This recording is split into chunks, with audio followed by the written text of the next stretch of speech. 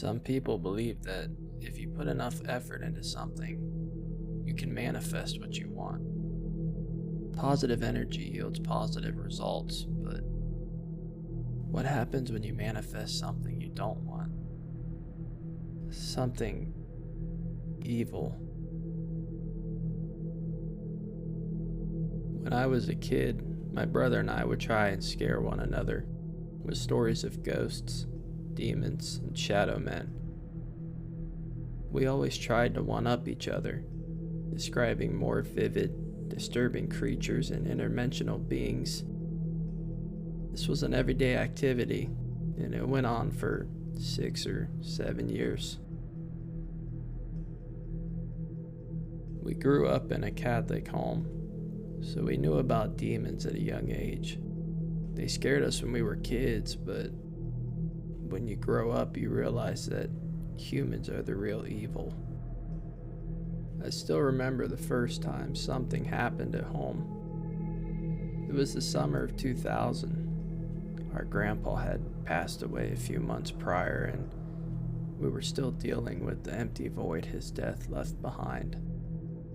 My brother was especially close to him, and his death impacted him the most. I was in the living room when I heard my brother talking to someone in the bedroom. I went and checked on him, but he wasn't talking to anybody. He looked at me in a trance. His eyes were off. It was like there was another set of eyes behind his.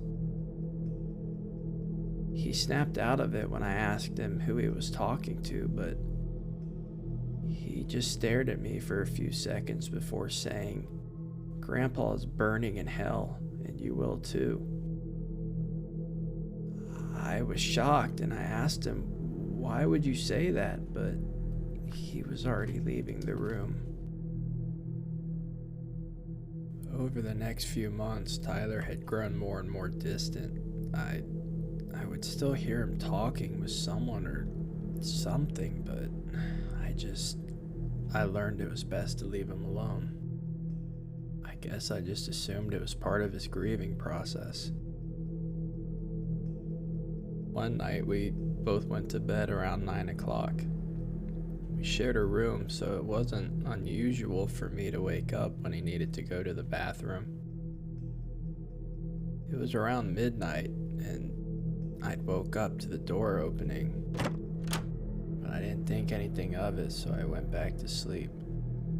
A while later, I woke up to the bedroom door opening again.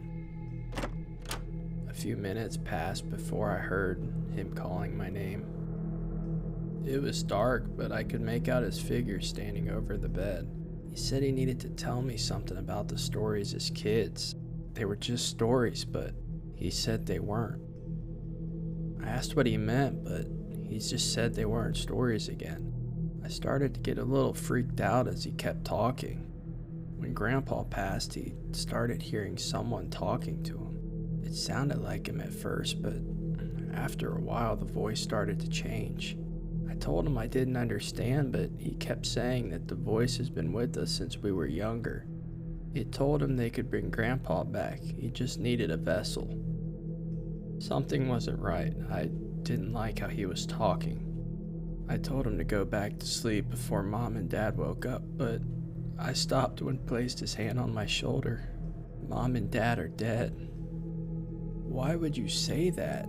I asked. He said he cut their throats so Grandpa could come home. The voice told him, they promised him. He said he already called the police and not to worry, but he stopped talking mid-sentence.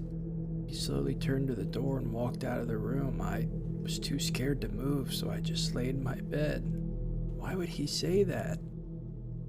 Then I heard the sirens coming down the street.